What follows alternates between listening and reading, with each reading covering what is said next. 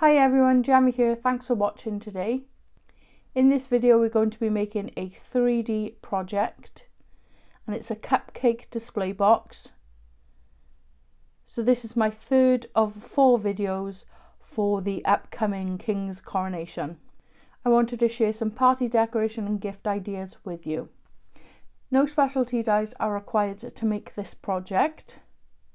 I'm only using dies to cut an aperture and for decoration purposes, but you could have the box without an aperture, or you could cut a square into it. You could draw around a circle and cut that by hand, so you don't necessarily need these dies. So from Made to Surprise, the Creative Cuts collection, I've got the offset embossing folder. From Simply Made Crafts, I have the Ultimate Gift Bow die set. And from Creative, I've got some Stitch Nestable Circle dies. So as I said, you could draw around a circle and cut that by hand. Any circle will be fine, or you can cut a square into it. It's entirely up to you. To make the gift box, you need a piece of 11 by 7.5. Along the 7.5 inch side, score at 3.5 and 7. Rotate so you have the 1/2 inch tab at the bottom, and then you're going to score at 3.5, 7, 7.5 down to the first score line, and 10.5.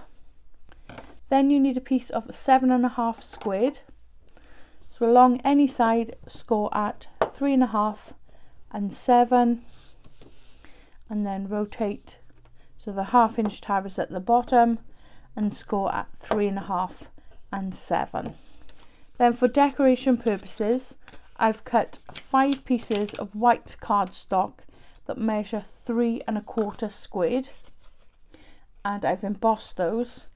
I have cut an aperture into 1, and you'll see why shortly.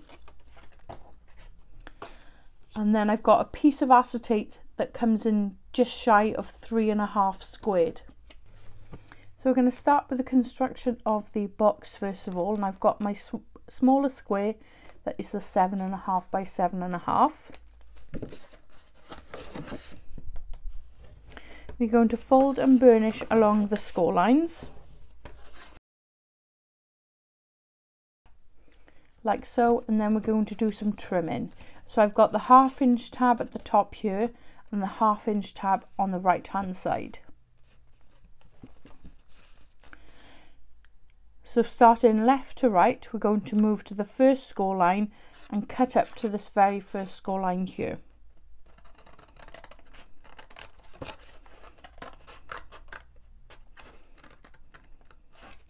Like so. So freeing up those 2 pieces, then move your way along to the next score line and cutting up to the first score line again.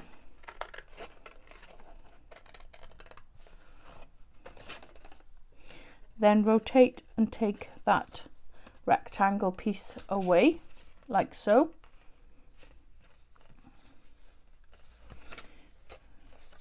And then completely rotate so you have the 1/2 inch tab on the left hand side and at the bottom. And going from left to right, we're going to move along to the second score line and cut up to the first score line there. So it frees those 2 pieces up. And then rotate, and you want to cut away this small square and this rectangle piece.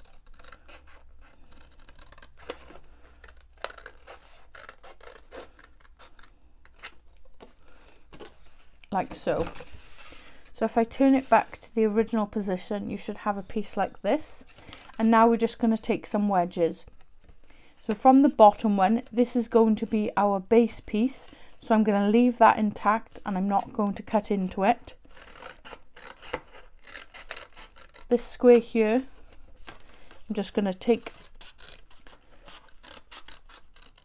a little wedge off each side so we don't have any bulk, and trim a little bit from the bottom. Then rotate to the side and take a wedge off those pieces there, and we're leaving this piece intact also. So we've taken a wedge from the left hand square and the side tab. So if I place that down on my mat, you should have a piece like that. So we'll set that to one side. Next we're going to work on the larger piece. So fold and burnish along the score lines. And next we're going to do some trimming. So I've got the 1/2 inch tab here at the top and the 1/2 inch tab on the right.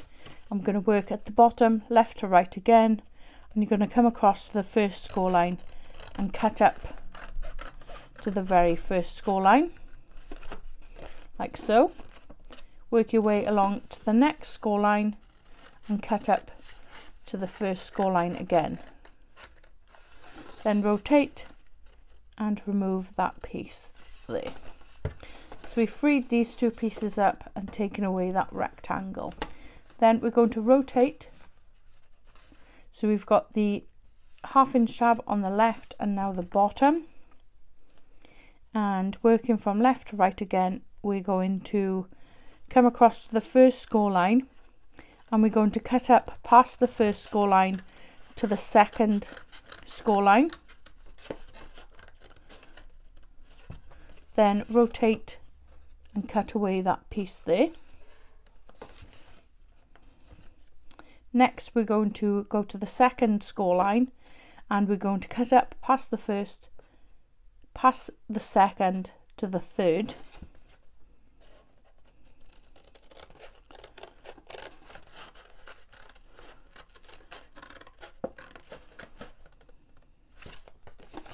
Like so.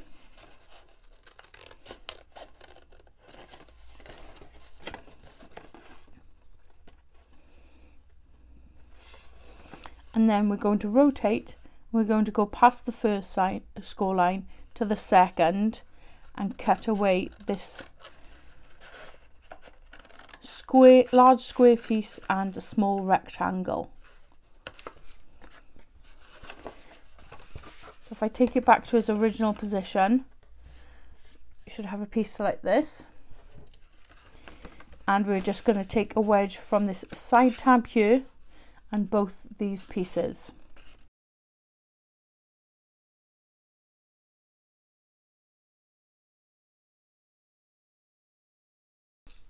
So if I place it down my mat, you should have a piece like this.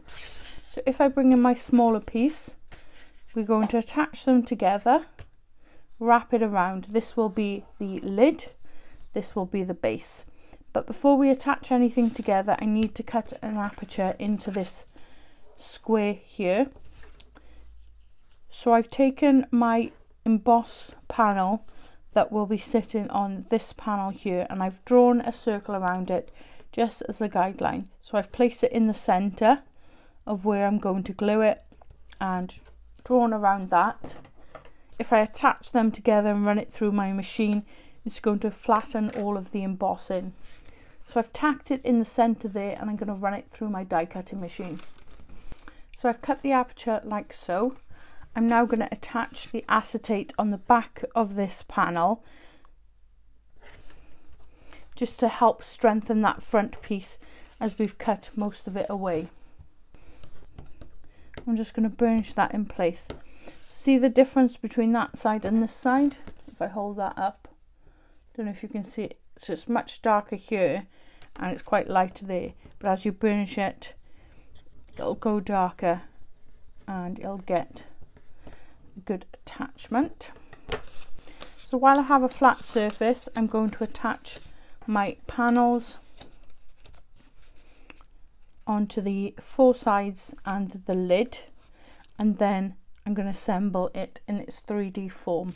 So I'm just going to go ahead and do that now and then I'll come back to you. So there's all my panels now attached, slightly off with the circle there. Don't know if you can quite see it. There's a little bit of red poking through. So I've cut myself a frame and that's going to sit over the top and that will hide that mistake. To do that, I've just taken two circles, one slightly smaller than the circle that we used to cut the aperture and one slightly larger. Tack them together and run it through my die cutting machine. So I did it twice because this is quite a lightweight cardstock, and I just wanted to strengthen that piece up. So I'm going to attach this now, and then we're going to assemble the box. So we're going to use this tab here to connect our panels together. So I'm going to use quick grab glue for this.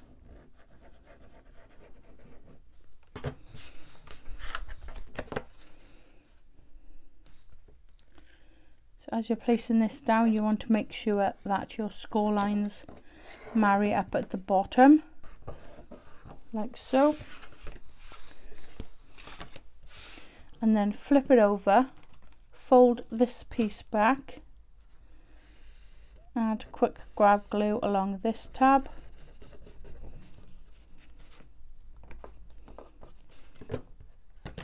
and fold the other side over. So that's our sides added.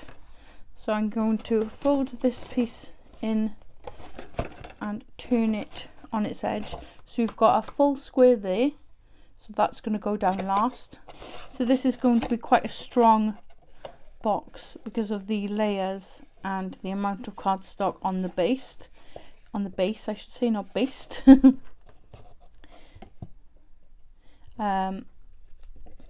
So you could put smaller, heavier gifts in here if you wish.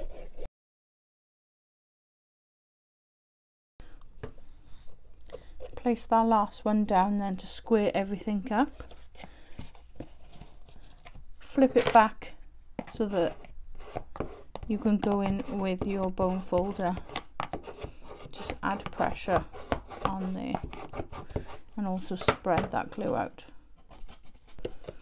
So there's the box now complete. These side tabs here are to hold the lid in place. At the moment I'm unable to close the lid, so I'm just going to trim a little bit off each side here.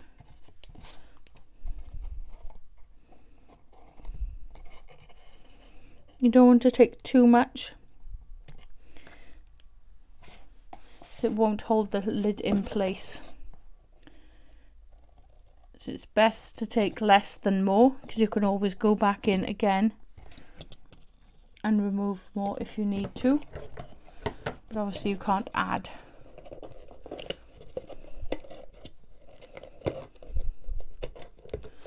There we go, that's held in place now quite snugly.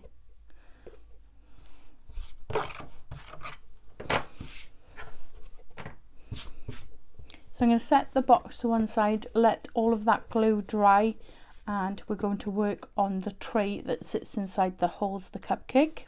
So you want a piece of 4 3/8 by 8 1/4. Along the 8 1/4 side, I'm going to score at 3 3/8, 3 7/8, 7 1/4, and 7 3/4. Rotate and then score at half and 3 3/8. I'm going to fold and burnish along the score lines, and then I've got my 2 1/2-inch tabs here on the right hand side, and I want to cut an aperture in this panel here. So you've got your large square, a rectangle, a large square, and then your 2 1/2-inch tabs there. So you want to concentrate on this large square here. So I've taken a die and I've measured the cupcake that I'm going to be holding. So if you're holding something else, something smaller or larger, you may need to adjust your measurements for that, if you need a larger box, that is. But I'm just going to sit that in the center there, tack that in place and run that through my die cutting machine. So there's my circle cut out. I'm just going to reinforce those score lines again because they've been slightly flattened from running through the machine, and then we're going to do some trimming. So with our 2 1/2-inch tabs here on the right hand side, I'm going to work left to right. So I'm going to come across to the first score line and cut up to the first score line, like so. Then move over to the second score line and cut up to the first. So it frees this piece up, and then moving along to the next score line, cutting up to the first score line, and then also to the last score line. So you're freeing up all those pieces along the bottom. So I'm going to rotate, and I'm going to do exactly the same, like so. So then rotate so you've got your two half-inch tabs facing you, and you want to remove these two squares on the edge. So cut those away like so. Then trim into this piece here, as this is going to be our tab, to connect both sides together. And then I'm going to take wedges off these 4 squares here.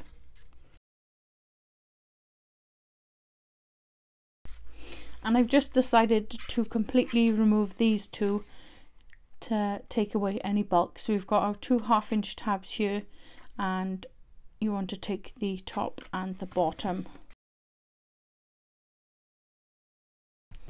So you're left with a piece that looks like that, and we're going to assemble the tray now. So I'm just going to flip it over, fold one of the half-inch tabs back there.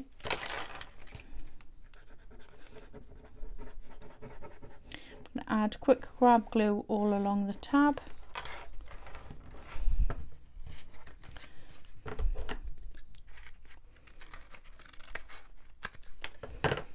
And fold this edge over.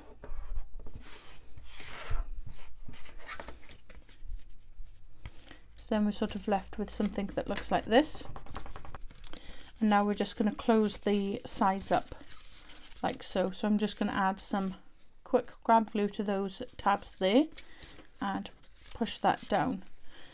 So we have got a bit of an open edge there, but that's going to sit inside the box and it'll be placed on the base, so you won't see any of that. You can keep that panel in place if you wish to give it more of a finished edge. As I said, you won't see any of it, and it reduces some of the bulk.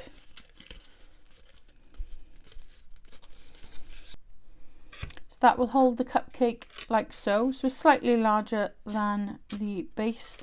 As long as you keep it upright, it's not going to tip over. You might want to cut a smaller circle so it's really snug in there, but I didn't have one of the exact size. So the tray is going to go inside the box now. I'm going to use Collal glue for this. So I'm going to add it all along the bottom, so this will help strengthen this internal piece. So I'm going to let the internal tray dry, and I'm going to work on the rest of the decoration. So I've got the bow that I've assembled, and I'm going to attach that on the top. And I've also cut the Coronation logo, and that's going to go on the front there. So I'm just going to clean my acetate piece up, pop that up onto some foam and attach that there, and hot glue the bow on the lid. So there's the final cupcake box, and with the bow on the top there. I just love how it's turned out. I think it's come together really well. You can add more decoration. You could have pattern paper here. It doesn't have to be for the coronation. You can just change up the papers and it'll work for any theme, birthday. You could reduce the size slightly on this and make it into a favour box for weddings. It'd be great for any party or just a little gift for someone. Just going to pop the cupcake inside. So there's the cupcake now inside. I don't want to tip it up too much because it's not held in there in place, so I might add a little bit of foam pads just to tack that down to hold it in place. So I hope you've enjoyed today's video. If you have, you might want to hit the like button, leave a comment or consider subscribing to the channel. Anything that I've used in today's video I will link in the description box below. Once again, thank you for watching and I'll see you in the next one. Bye!